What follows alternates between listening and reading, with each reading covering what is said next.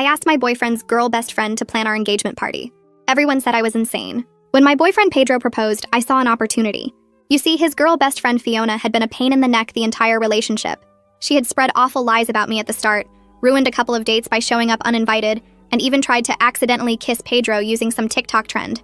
But I'd dealt with mean girls before, and high school taught me that sometimes the best way to expose someone is to give them exactly what they want and let them destroy themselves. So that's exactly what I did when I told Pedro. I'd really love it if Fiona planned our engagement party. My mom actually begged me not to do it. My best friend said I was setting myself up for disaster, but I just smiled and said Pedro believes in her, and I believe in Pedro. Maybe we'd all been misunderstanding her intentions. She deserves a chance to prove herself, I told them gently. And when we told Fiona, she was thrilled, of course, not knowing I was the one hanging the poisoned apple by a thread. The planning phase started pretty typically for Fiona.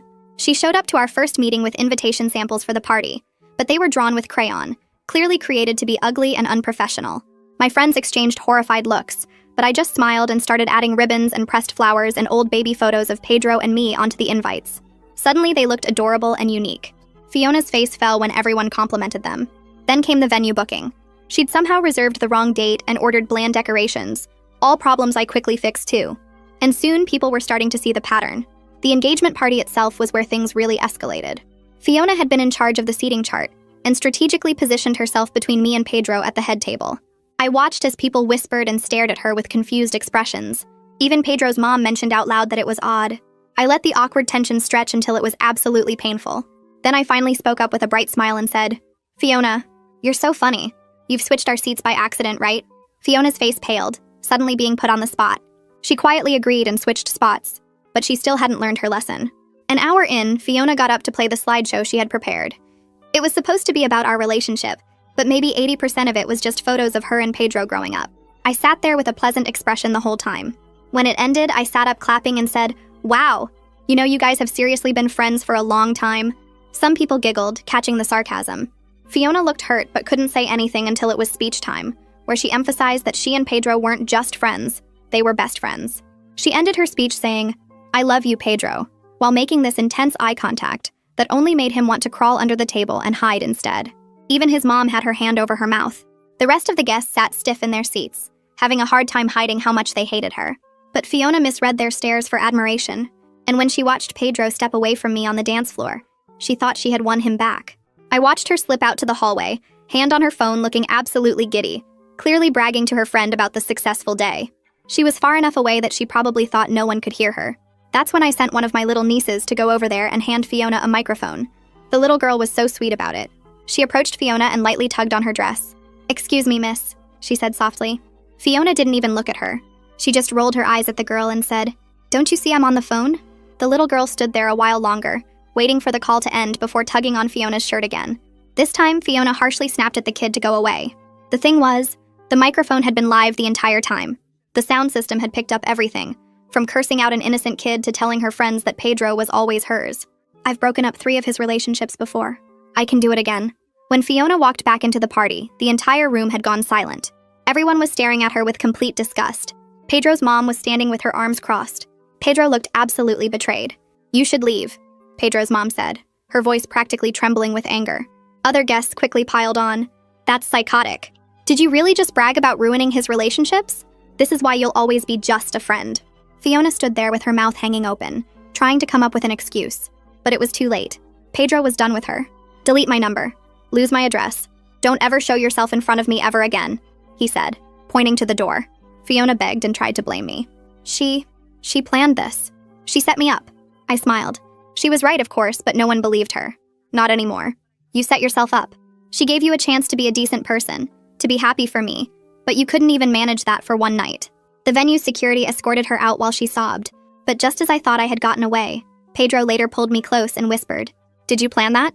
His breath felt warm against my ear, but his tone made my stomach drop like I'd swallowed ice. I opened my mouth to answer, but nothing came out because the look on his face told me he already knew the truth. The victory I'd been riding for the past 20 minutes suddenly tasted bitter and wrong in my mouth. Around us, the remaining guests gathered their coats and purses while pretending they couldn't see us having this whispered conversation in the corner. Pedro's mom stood near the gift table with her arms crossed, watching us with this worried expression that made my chest feel tight. Across the room, my own mother shook her head slowly back and forth like she'd been expecting this exact moment all along. The venue staff moved between tables, collecting centerpieces and stacking chairs, their movements careful and quiet like they were trying to be invisible. I realized with this sick feeling that the party meant to celebrate our future had just become the night when everything got complicated in ways I hadn't planned for. Pedro stepped back from me and walked toward the exit without saying anything else. I followed him out to the parking lot where the spring air felt too cold against my flushed skin. My mom appeared beside my car before I could even get my keys out. Her face set in that disappointed expression I remembered from every time I'd gotten in trouble as a teenager. My best friend stood next to her with her arms crossed tight over her chest, not saying a single word, but somehow that silence felt louder than any lecture. I tried to explain that Fiona had been ruining our relationship for months, that she'd sabotaged Pedro's last 3 girlfriends, that someone needed to expose her before she destroyed us too. The words came out defensive and sharp, but even as I said them, they sounded hollow in my own ears. My mom cut me off mid-sentence and told me I'd gone way too far this time, that public humiliation wasn't the same as setting boundaries. I wanted to argue back, but my best friend's disappointed face made me close my mouth. They both got in their cars and left me standing alone in the parking lot with my phone starting to buzz in my purse.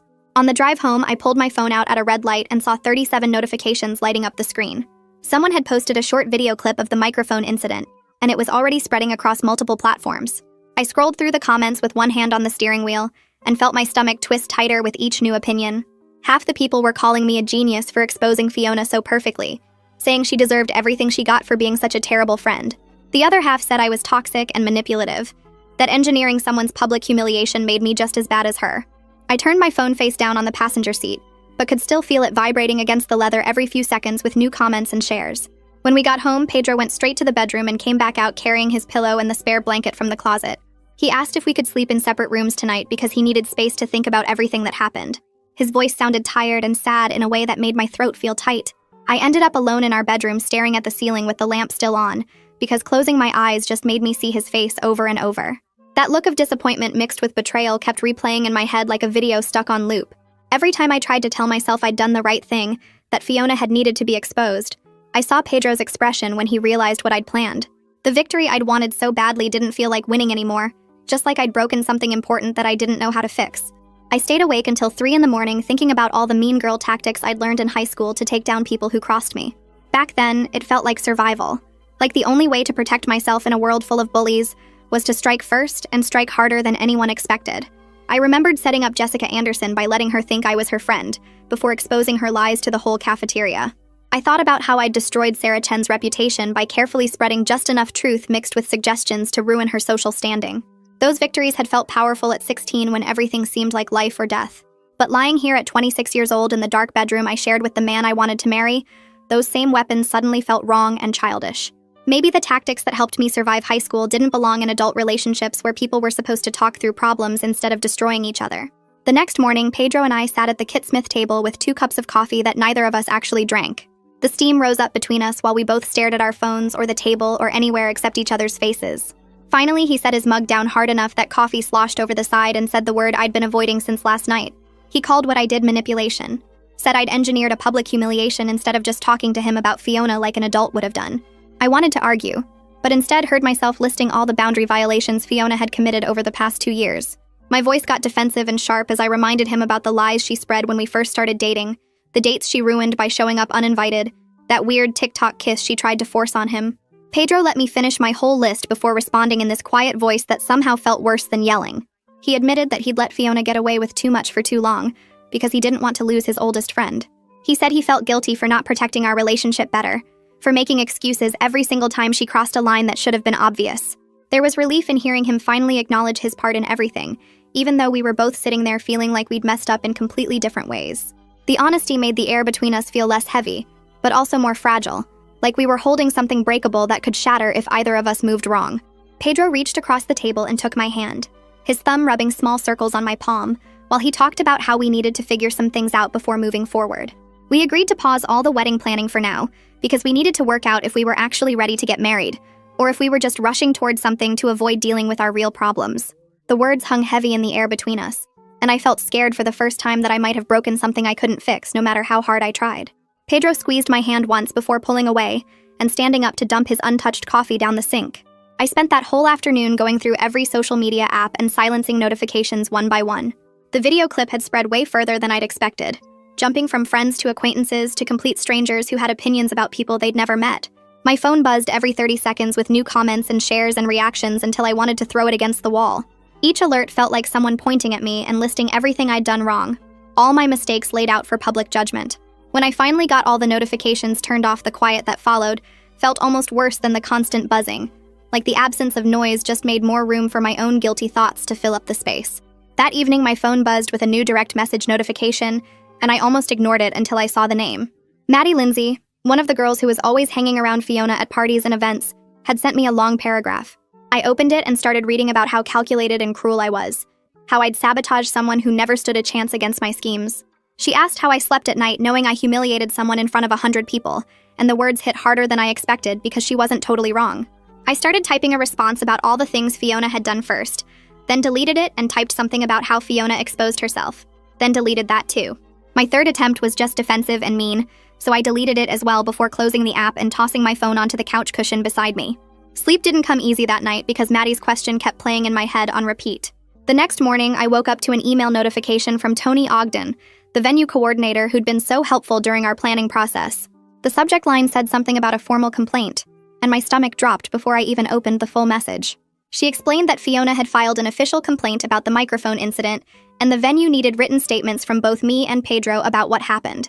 There was a whole section about their policy regarding audio equipment being used to cause distress to guests, with legal language that made everything feel suddenly very real and very serious.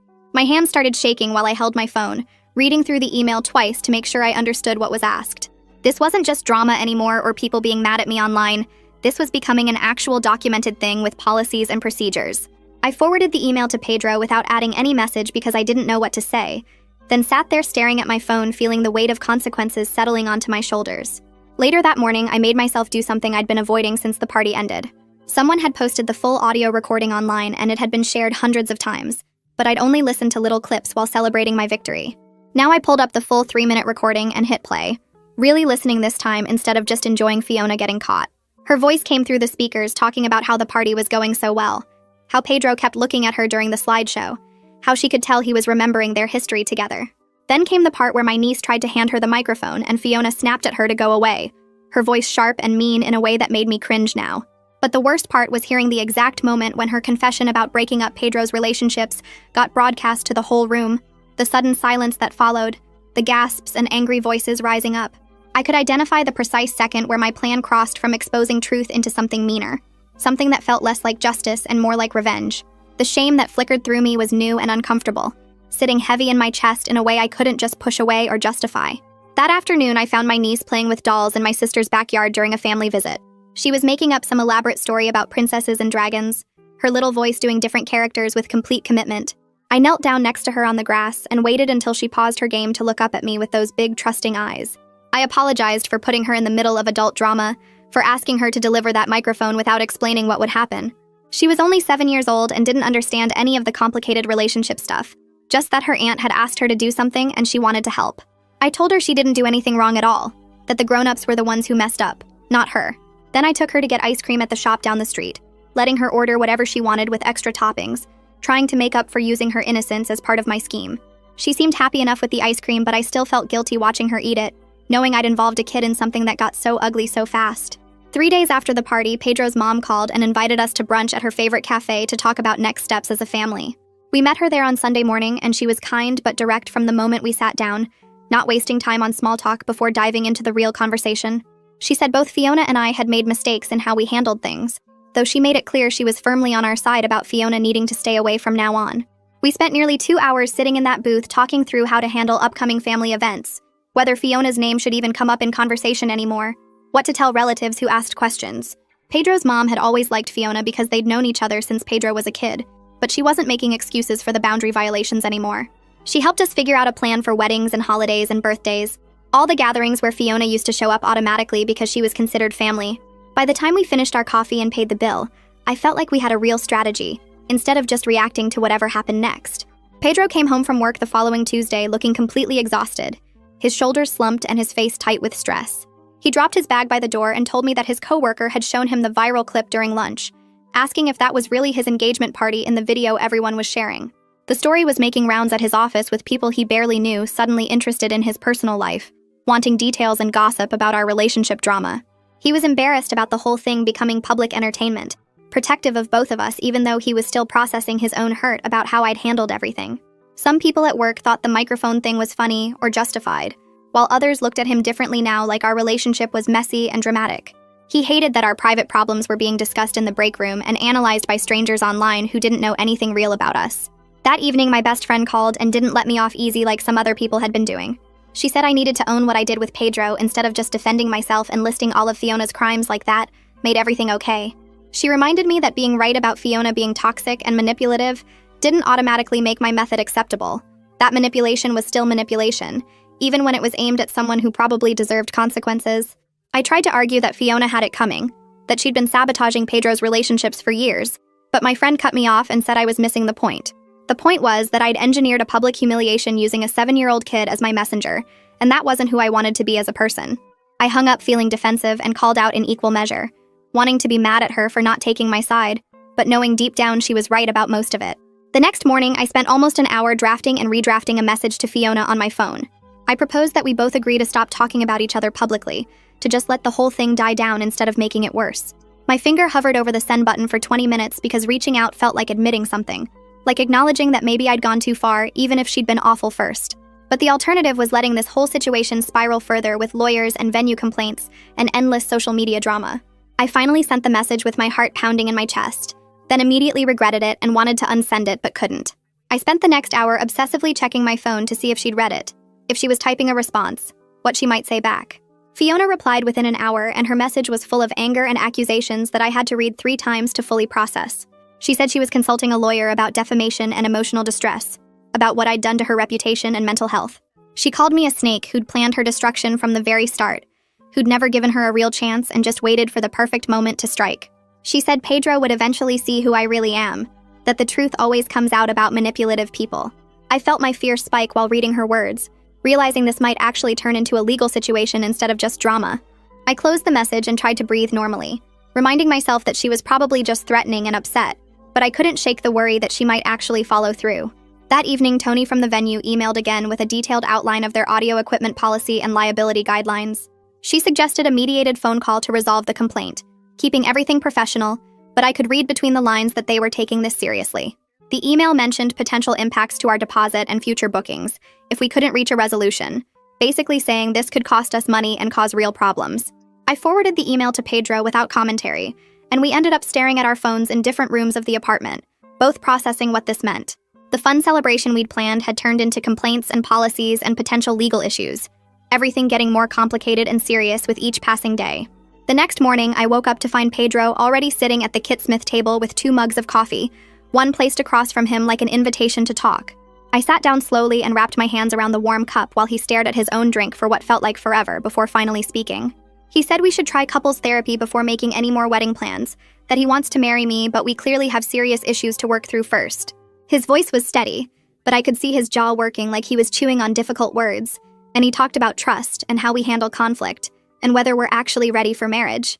I felt this weird mix of nervous and hopeful wash over me, because part of me was scared of what a therapist might uncover, all the ugly parts we've been avoiding, but another part felt relieved that he wasn't just giving up on us. I told him I thought therapy was a good idea, and watched his shoulders drop like he'd been holding his breath waiting for my answer. That afternoon, we sat side by side on the couch with my laptop balanced between us, searching for therapists who work with couples on boundary issues and premarital stuff. Pedro made a detailed list on his phone of questions to ask during consultations, things like their approach to conflict and how many sessions we'd need, and whether they'd seen situations like ours before. I pulled up review sites and scrolled through ratings while checking which therapists took our insurance, writing down names and phone numbers in a notebook. It felt good to work together on something helpful instead of just managing all the drama from the party, like we were finally doing something to fix things instead of just reacting to problems. We made calls to 3 different offices and scheduled consultation appointments, and by the time we finished, I felt more hopeful than I had in days. A week later, we walked into Eliza Napier's office for our first real session, and I was so nervous my hands were shaking. She was maybe 40 with kind eyes and a calm way of speaking that made the room feel safe, and she started by having us establish ground rules for honest talking. She asked us to commit to speaking our truth even when it's hard, to listen without planning our defense, to assume good intentions from each other. Then she looked directly at me and asked if I engineered the whole microphone situation at the engagement party. Just put it out there like it was a simple yes or no question. My face burned hot with shame, And I felt Pedro shift beside me, and I admitted that yes, I planned it. I set the whole thing up to expose Fiona publicly. The words came out quiet and small, and saying it out loud to a stranger made it sound so much worse than it had in my head when I was planning everything. I tried to explain my reasoning, how Fiona had sabotaged the relationship for so long, and I wanted her to destroy herself. But the explanation felt hollow in that office with Eliza watching me carefully. Pedro sat there listening, and I couldn't read his face, couldn't tell if he was angry or disappointed or just processing.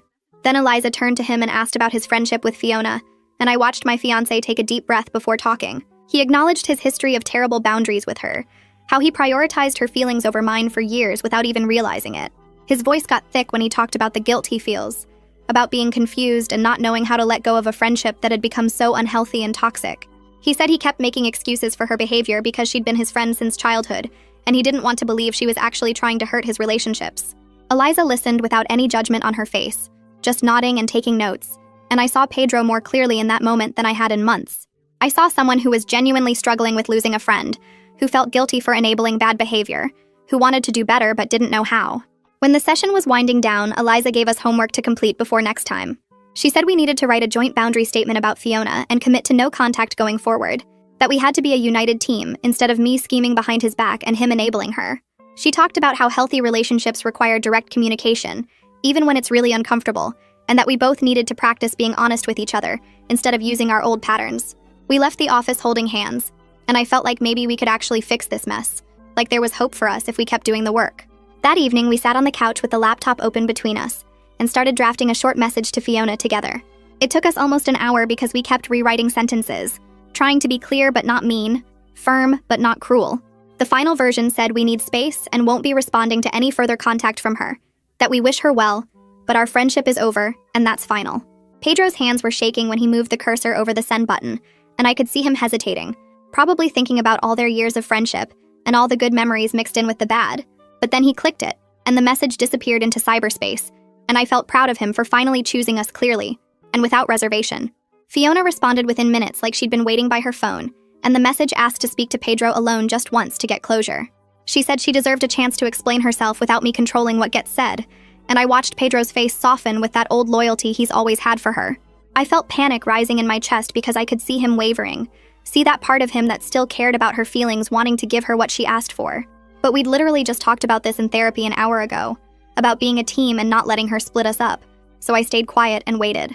Pedro stared at his phone for a long time before typing back that we're handling things together now, that there won't be any private conversations or chances to change his mind. Then he blocked her number while I squeezed his hand hard, and I felt relief flood through me.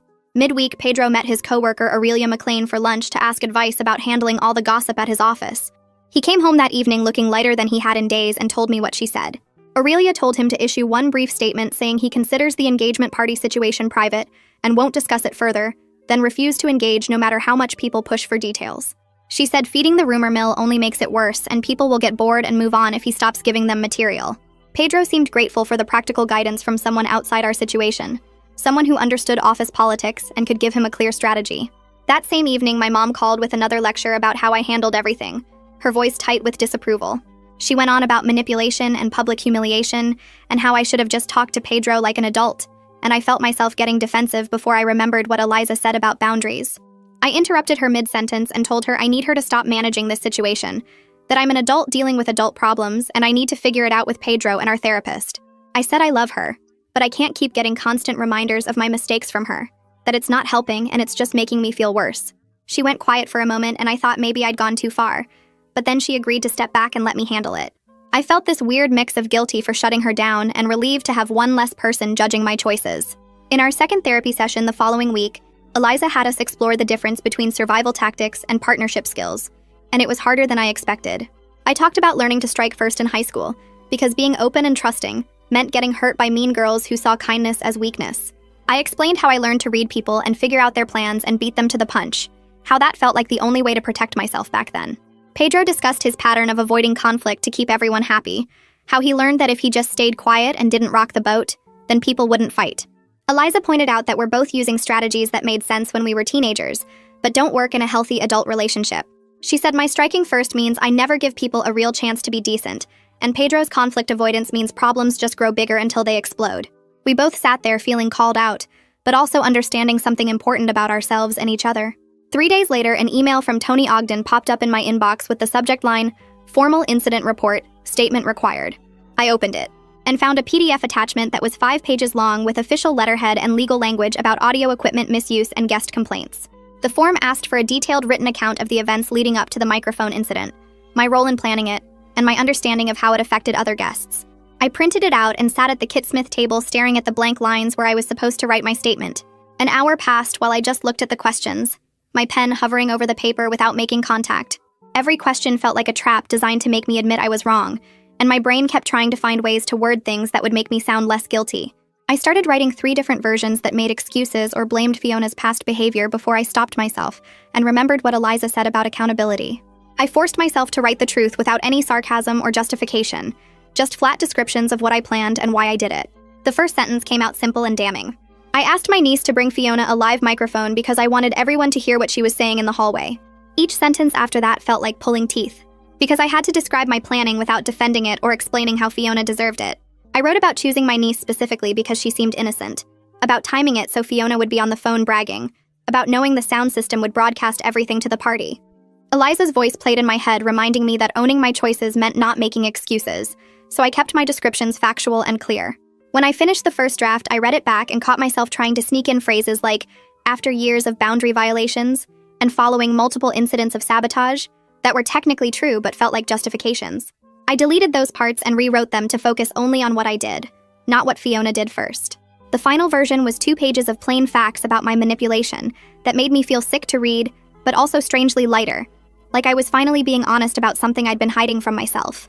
I proofread it twice more to remove any remaining snark before scanning it and sending it back to Tony with shaking hands. The next morning, my phone started buzzing with texts from friends asking if I'd seen Fiona's latest social media post. I opened the app and found a long caption on a photo of a sunset that didn't mention any names, but was clearly about me. She wrote about betrayal and public humiliation, about people who smile to your face while planning your destruction, about learning who your real friends are when someone orchestrates your worst moment for entertainment. The post had dozens of comments from people who didn't know the full story, offering sympathy and asking what happened. My anger rose fast and hot in my chest, because she was playing the victim after everything she'd done to sabotage Pedro's relationships for years. My thumbs moved to the comment section, ready to type out the truth about her confession on that microphone, about the 3 relationships she admitted to breaking up, about every boundary she'd crossed.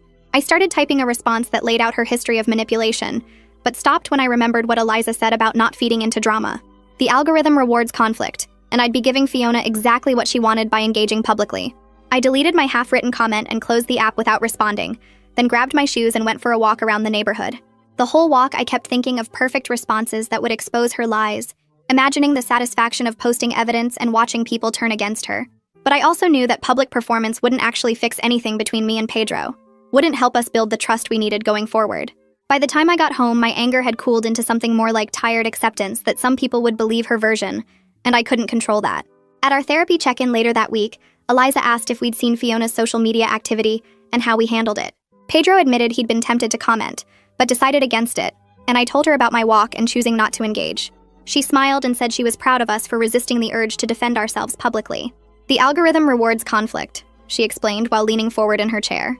"Every comment, every response, every public back and forth just feeds the drama and keeps it alive longer. You need to invest your energy in private repair instead of public performance." Her words hit me hard because I'd spent so much of my life caring about how things looked to other people, about winning in ways everyone could see. The idea that staying quiet could be a choice instead of a loss felt new and uncomfortable. She explained that people who wanted to believe Fiona would believe her regardless of what we said, and people who knew us would trust us without needing a public statement. "You're not losing by staying silent," she said firmly. "You're choosing something healthier for your relationship and your own peace of mind." I left the session feeling less like I was being a coward by not fighting back, and more like I was actually being stronger by not letting Fiona pull me into her drama.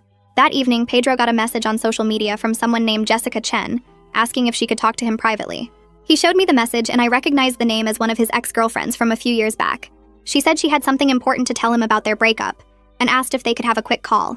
Pedro looked nervous but curious, so I told him to call her while I was there, and he put it on speaker. Jessica's voice came through sounding apologetic and a little embarrassed. She said she'd seen the viral video from our engagement party and recognized Fiona's voice admitting she'd broken up Pedro's previous relationships. "I owe you an apology," she said quietly. "When we broke up, I believed things Fiona told me about you without questioning them. She said you'd been talking about other girls, that you weren't serious about our relationship, that you were just using me until someone better came along. Pedro's face went pale as she continued explaining how Fiona had poisoned their relationship with small comments and manufactured drama until Jessica didn't trust him anymore. Seeing that video made me realize I'd been manipulated, she said. I'm so sorry I didn't see it back then. I should have talked to you directly instead of believing her. Pedro thanked her for reaching out, and they talked for a few more minutes before hanging up. After the call ended, we both sat in heavy silence processing what we'd just heard.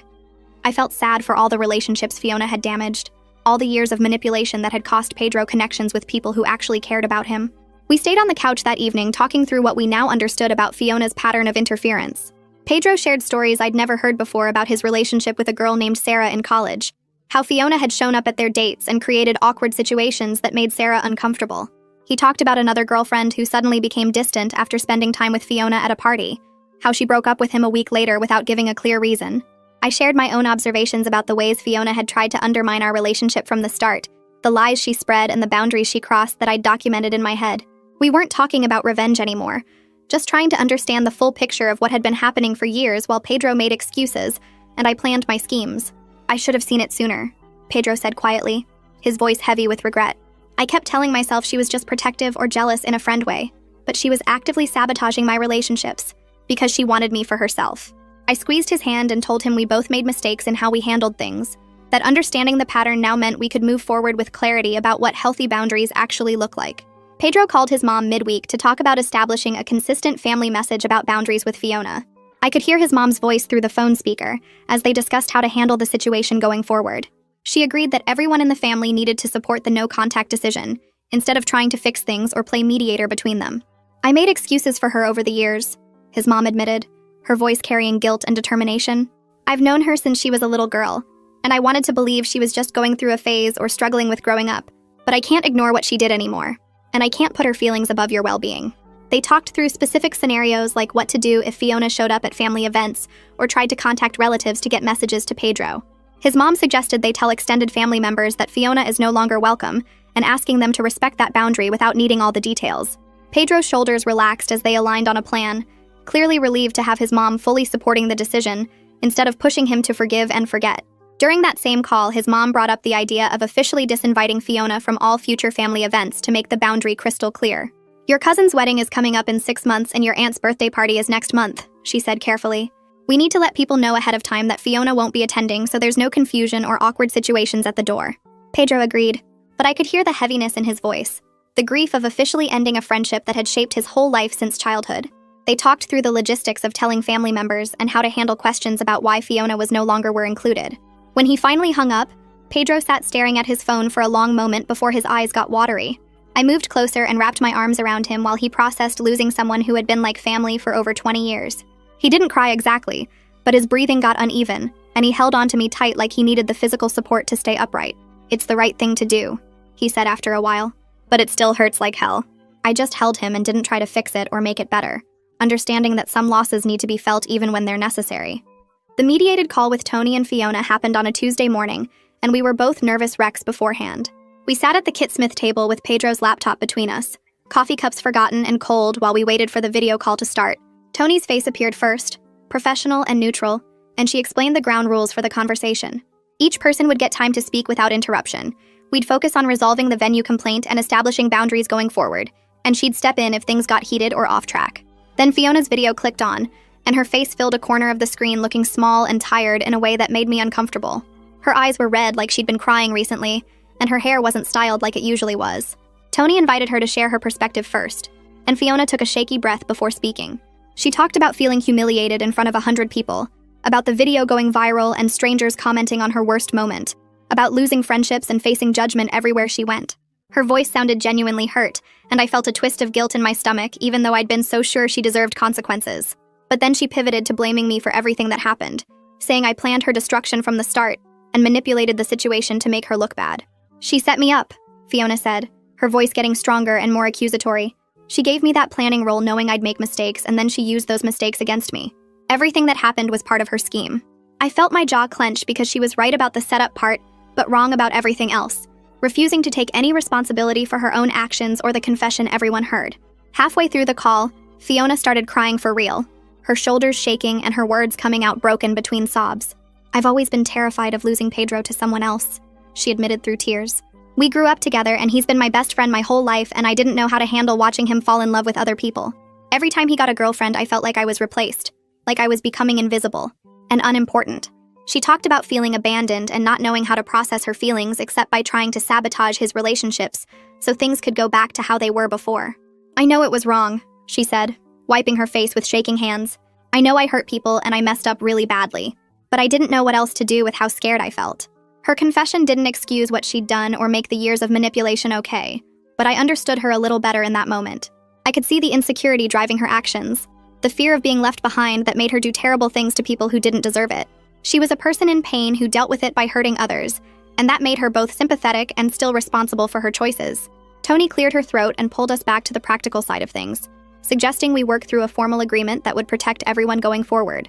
She shared her screen showing a simple document with clear terms listed in bullet points, and I watched the cursor move as she typed our commitments in real time. The first point said we would both agree to complete no contact, meaning no calls or texts or social media messages or showing up at each other's homes or workplaces. The second point covered public discussion, stating that neither of us would post about the other online or talk about this situation with mutual friends or share any details that could identify the other person. The third point addressed the venue complaint specifically, with Fiona agreeing to withdraw it officially, and the venue agreeing to consider the matter closed once she did. Tony asked if we understood each term, and I nodded even though she couldn't see me, then remembered to say yes out loud. Pedro leaned closer to read the screen, and I heard him agree too. Fiona's voice came through quieter than before when she said she understood and would sign.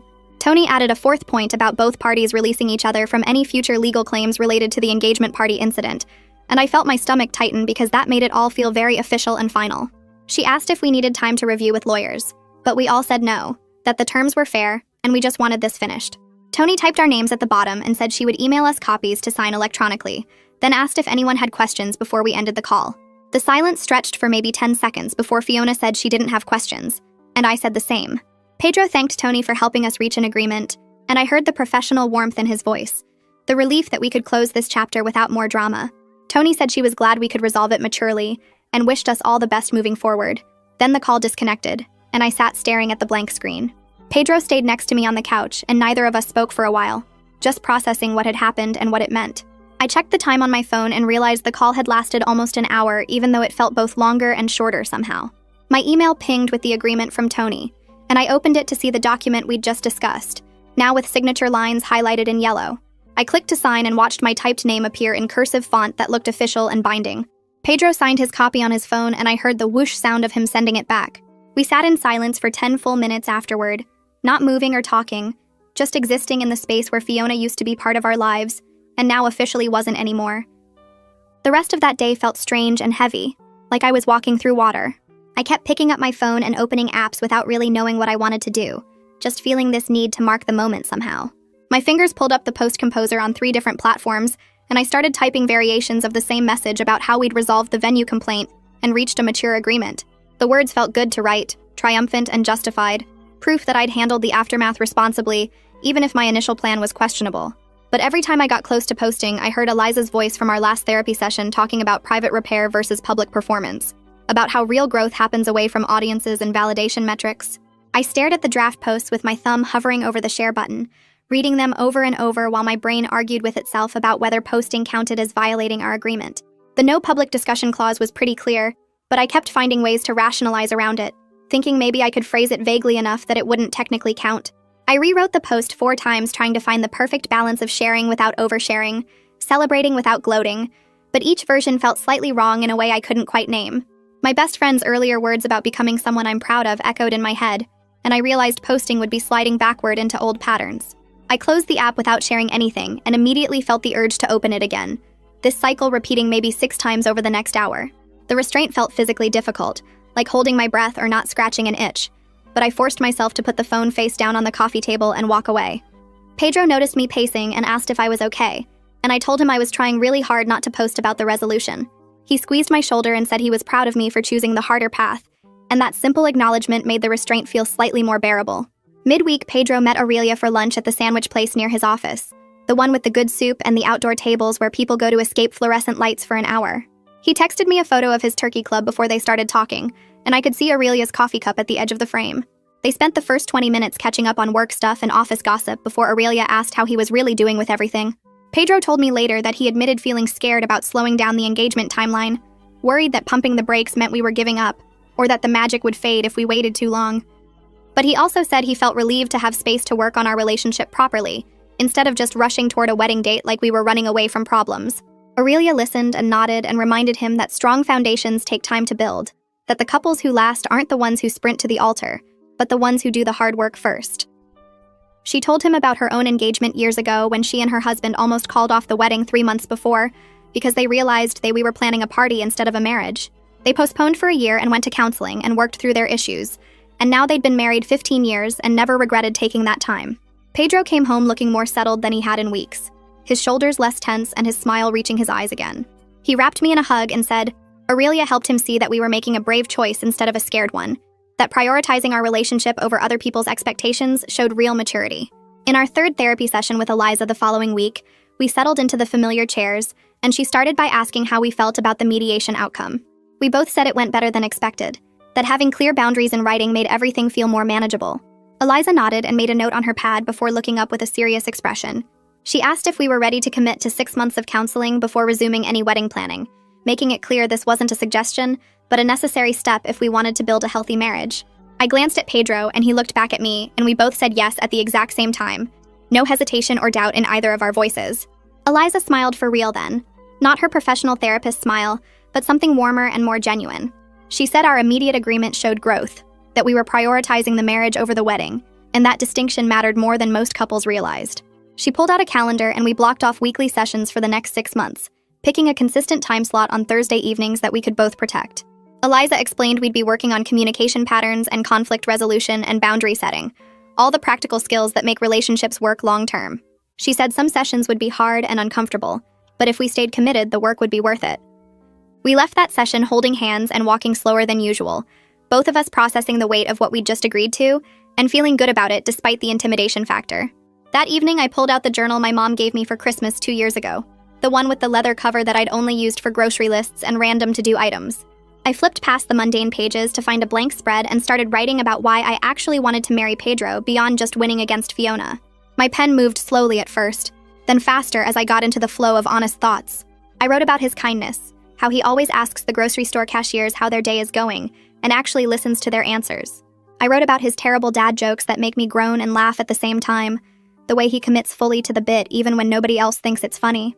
I wrote about Sunday mornings when he brings me coffee in bed without me asking, always remembering that I like it with too much cream and 1 sugar.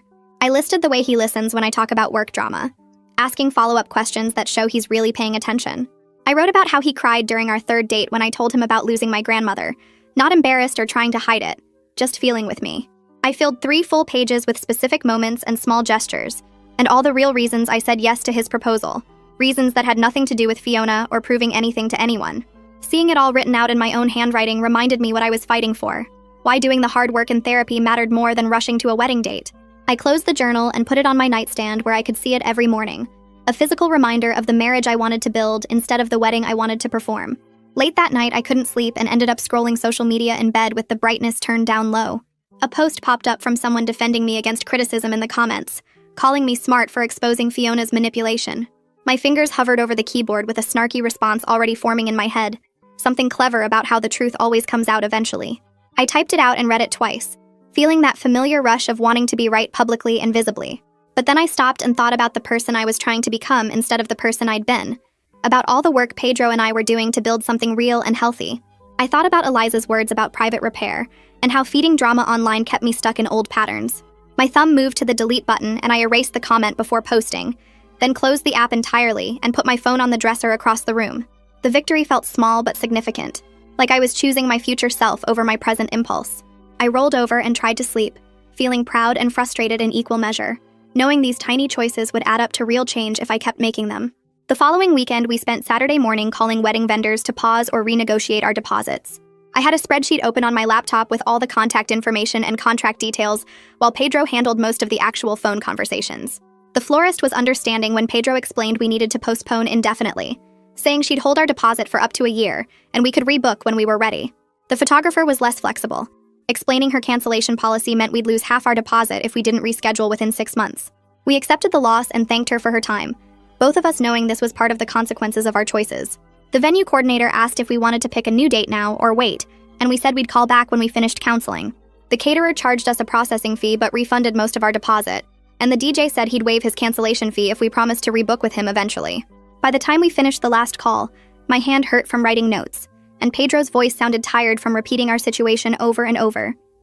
He reached across the table and squeezed my hand and said we'd do it right next time, that these vendors would get to see us at our best instead of our messiest. I squeezed back and felt grateful we were handling this together instead of letting it drive us apart. The week after that, we hosted a small dinner at our apartment with close friends and family to explain the postponement honestly. I spent all day cooking Pedro's mom's recipe for chicken enchiladas, while he cleaned and set up extra chairs around our dining table. People started arriving around 6, and I could feel the questions in the air, even though nobody asked them directly at first. We waited until everyone had food and drinks before Pedro cleared his throat and said we had something to share. I took a breath and admitted out loud that I handled the Fiona situation badly, that I manipulated circumstances instead of dealing with problems like an adult. I said we were working on building a healthier relationship foundation, and that meant postponing the wedding until we finished 6 months of counseling. Pedro added that we were committed to doing this right, and asked for everyone's support and patience while we worked on ourselves. The table got quiet for a moment, and I could see confusion on some faces and judgment on others, but mostly I saw people nodding and looking relieved that we were being honest. Pedro's mom reached over and patted my hand, saying she was proud of us for prioritizing the marriage. My best friend raised her glass and said, "Real love means doing hard things together."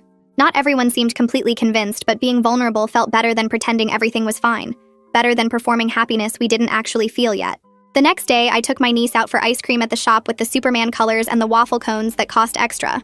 She ordered mint chocolate chip in a regular cone, and I got vanilla with rainbow sprinkles in a cup. We sat at one of the wobbly outdoor tables, and I watched her lick ice cream off her fingers before I started talking. I apologized again for involving her in adult drama at the engagement party, for using her innocence as part of my plan without thinking about how it might affect her. She looked at me with those big 7-year-old eyes and gave me a sticky hug that smelled like mint and sunshine. She said she forgave me, that her mom explained I made a mistake, but I was trying to do better now. Her simple acceptance made something crack open in my chest, and I felt tears starting before I could stop them. We finished our ice cream and I drove her home, then sat in the parking lot after she went inside and cried for real. The tears felt like releasing something I'd been holding too tight, like my body finally processing all the shame and growth and change happening at once. Pedro spent Monday morning drafting a brief statement for his workplace about the engagement party situation. He typed and deleted and retyped probably 15 times before settling on 3 sentences that felt right. The statement said he appreciated people's concern, but considered the engagement party situation private, and wouldn't be discussing it further at work. He sent it to his supervisor first, and then forwarded it to a few key coworkers who'd asked questions, making it clear this was his final word on the topic. Then he committed to changing the subject if anyone brought it up, practicing polite deflection phrases with me the night before. Aurelia texted him later that week saying people respected the boundary, and the gossip died down quickly once he stopped feeding it with responses. She said setting that clear limit actually made people respect him more, seeing him handle personal drama with professionalism instead of letting it bleed into every work conversation. 2 days later, I opened my laptop to find an email from Tony with the subject line reading complaint resolution. My fingers shook slightly as I clicked it open and scanned the professional language explaining that Fiona had officially withdrawn her complaint against the venue. The email outlined a small administrative fee of $75 for processing the incident report and documenting the mediation call. I read through the attached invoice twice before pulling up our bank account and initiating the payment transfer. When the confirmation screen appeared, I sat back in my chair feeling this weird mix of relief and embarrassment. We were taking responsibility for our part in creating the situation, even though Fiona had started everything. The payment felt like closing a door I'd kicked open myself. I forwarded the email to Pedro with a short message saying it was done, and we could move forward now. He replied with a thumbs-up emoji and the words, "Thank you for handling it." Over the next 2 weeks, I found myself checking Fiona's social media profiles even though I knew I shouldn't. Her last post was from 3 days after the mediation call, and after that her accounts went quiet. No photos, no status updates, no passive-aggressive quotes about betrayal or fake friends. My best friend mentioned during coffee that she'd heard from someone who knew Fiona's roommate that Fiona was seeing a therapist twice a week. Another mutual acquaintance told Pedro at the grocery store that Fiona seemed to be taking real time away from social situations to work on herself. The no-contact boundary held solid on both sides without any attempts to reach out or accidental run-ins around town. I felt this bittersweet kind of peace settling over the situation, knowing she was getting help, but also knowing our paths wouldn't cross again. Sometimes I'd see a car that looked like hers, or hear a laugh that sounded similar, and my stomach would tense up before I realized it wasn't her. The fear response was fading slowly, but it still lived in my body. I scheduled my first individual session with Eliza on a Wednesday afternoon when Pedro was at work. The waiting room had the same calming blue walls and the same vanilla candle burning on the reception desk. Eliza greeted me with a warm smile and led me back to her office where I sank into the familiar couch. She started by asking what I wanted to focus on during our one-on-one time, and I told her about my need for control and how much I cared about what other people thought of me. We spent the next 45 minutes unpacking how my high school survival tactics had become my default setting, even when I wasn't actually in danger anymore. Eliza walked me through this exercise where I had to identify the difference between real threats and perceived threats. She asked me to describe a recent situation where I felt the urge to manipulate or control the outcome, and I told her about almost commenting on that social media post defending me. We examined what I was actually afraid would happen if I didn't control the narrative, and I realized I was terrified people would think I was weak or stupid. The work felt uncomfortable in a productive way, like stretching a muscle that had been tight for years. By the end of the session, Eliza gave me homework to notice when I was trying to control situations and pause before acting on that impulse. I left her office feeling raw but hopeful that I could recognize my patterns before they controlled me. Pedro found a stack of old photo albums in the hall closet the following weekend, while looking for our tax documents from 2 years ago. He called me over with this excited tone in his voice, and we spread the albums across our living room floor. We spent the next 3 hours looking through pictures of our relationship from the very beginning when we were both 22 and working at the same coffee shop. There were photos from our first date at the botanical gardens and screenshots of our early text conversations that made us both laugh. We found pictures from the camping trip where Pedro proposed and candid shots from random Tuesday nights watching movies on this couch. Looking at our actual history together instead of Fiona's version felt healing in a way I didn't expect. Pedro suggested we start planning a future slideshow for when we eventually do get married, one that actually centers both of us equally instead of anyone else. We started choosing moments that showed our real connection, like the time I surprised him at work with lunch when he was having a terrible day, or when he stayed up all night helping me finish a project for my job. Each photo we selected felt like reclaiming our story from the mess we'd made of it. By the time we closed the last album, my chest felt lighter, and Pedro was smiling in that genuine way that made me fall for him in the first place. Our next couples therapy session with Eliza focused on creating practical boundaries for our future together. She handed us a worksheet with categories like guest list decisions, friend access to our home, event protocols, and conflict resolution strategies. Pedro and I sat on opposite ends of the couch and worked through each section carefully. We wrote down that any guest list for our wedding or major events needed to be approved by both of us with no exceptions or surprise additions. We agreed that friends couldn't just show up at our apartment unannounced, and that we'd establish set times for social visits that worked for both our schedules. We created protocols for how we'd handle it if someone tried to create drama at future events, including having a designated person to escort them out if needed. The conflict resolution section took the longest, because we had to get specific about how we'd communicate when we disagreed, instead of me scheming or Pedro avoiding. We wrote down actual phrases we could use like, "I need time to think about this before responding," or "I'm feeling defensive right now and need a break." Having these clear guidelines written on paper made us both feel safer and more prepared for whatever came next. Eliza praised our work and made copies of our boundary document for each of us to keep. I called my mom on Sunday evening after putting off the conversation for 3 days. She answered on the second ring with her usual cheerful greeting and asked how wedding planning was going. I took a breath and told her I needed to talk to her about something important. My voice stayed steady as I explained that I loved her and valued her concern, but I needed her to stop trying to manage the situation or offer unsolicited advice. I said I was an adult dealing with adult consequences, and I needed to figure it out with Pedro and our therapist, not get constant reminders of my mistakes from her. The line went quiet for what felt like forever, but was probably only 10 seconds. Then my mom said she was proud of me for setting the boundary, and that she'd been worried she was making things worse by hovering. She promised to step back and let me handle my own relationship while still being available if I actually asked for help. We talked for another 20 minutes about lighter topics like her garden and my dad's new obsession with woodworking. When we hung up, I felt this shift in our dynamic towards something healthier, like we were both growing into new versions of ourselves. The guilt I expected to feel never showed up, just relief that I'd finally said what needed saying. Pedro and I decided to test our new skills by planning a small backyard gathering with just a few close friends. We wanted something casual with no formal structure or speech requirements, just people hanging out and eating good food. Pedro took charge of the menu planning and spent an entire evening researching recipes for his famous pulled pork and homemade coleslaw. I handled the guest list and kept it to 8 people, including us, making sure everyone we invited was genuinely supportive and drama-free. We both committed to keeping things simple without any elaborate decorations or complicated timeline.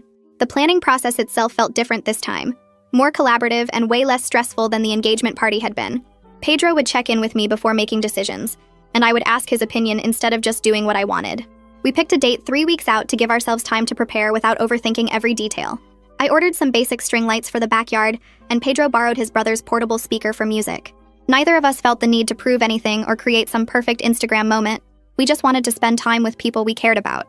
The backyard gathering happened on a sunny Saturday in late April with temperatures in the mid-70s. Our friends started arriving around 2 in the afternoon, bringing side dishes and bottles of wine.